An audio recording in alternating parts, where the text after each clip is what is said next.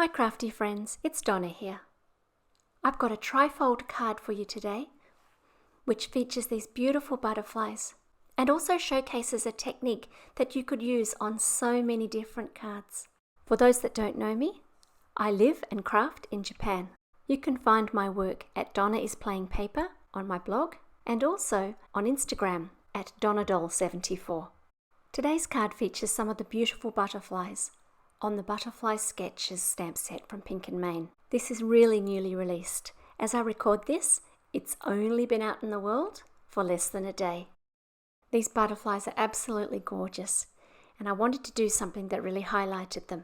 To begin with, I've taken a piece of white cardstock and drawn a vertical line 4 centimeters from the right-hand side.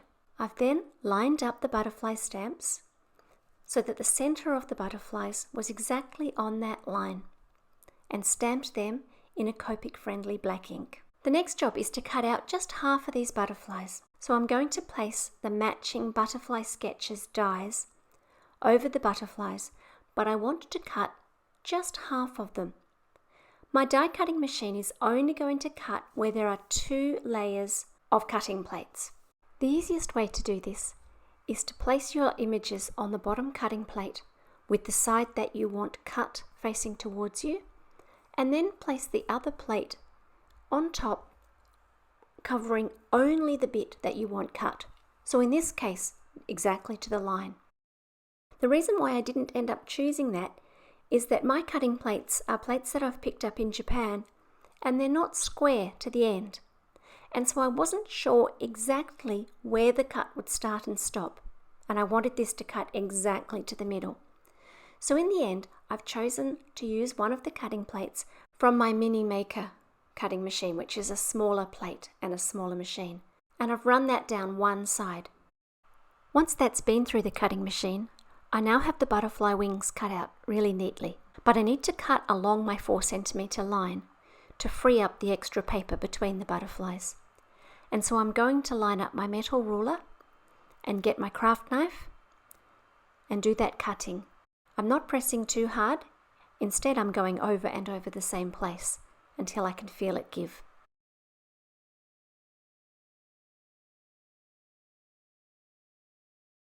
Now for the colouring. I've chosen some lime greens, some blues, and some teal colours for these butterflies.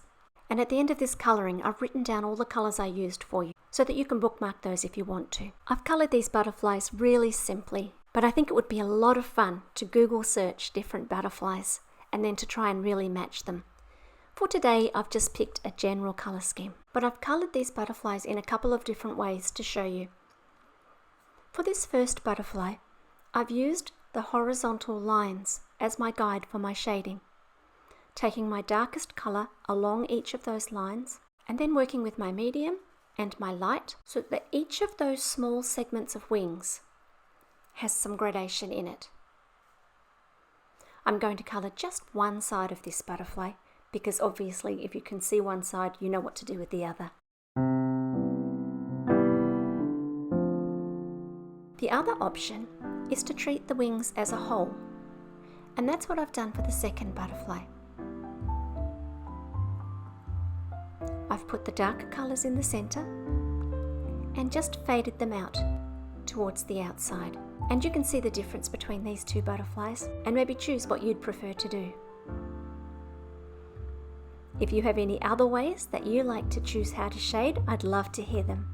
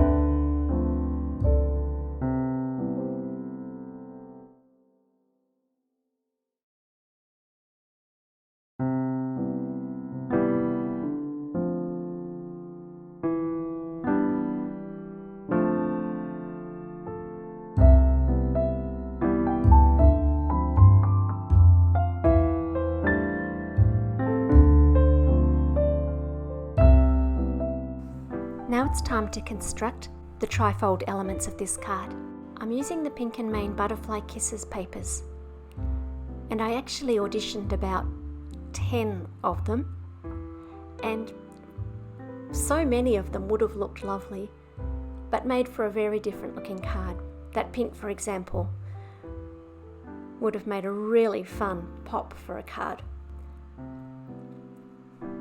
But I'm always drawn to the more restful colours, and so in the end I've chosen a teal. This butterfly panel is going to be the front of the card, and so I'm scoring that at 3/8 of an inch and folding it back. A little bit more or a little bit less would still be fine, as long as you've got enough folded over to be able to put your double-sided tape on. Then I'm gluing down the patterned paper that I've cut to size to the front of my card. And you'll notice that this card is actually very slightly smaller on one side than the other. I suggest you take your card and just slice a small bit off one side. I didn't need to do that, thanks to some incompetence at the card folding stages where I managed to make a wonky card. So if you can be incompetent for long enough, who knows, it might just come around and work to your advantage.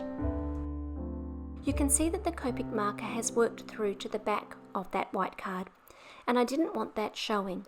Although once again, if it doesn't worry you, then I don't think this step is necessary.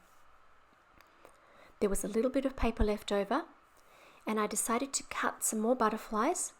This works because they are symmetrical, and stick them on the back.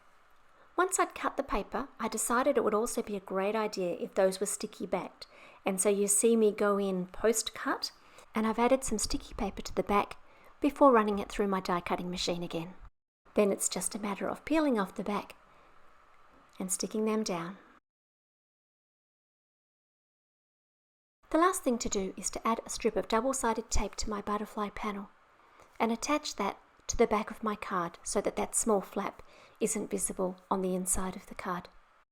This hello sentiment comes from the same butterfly stamp set.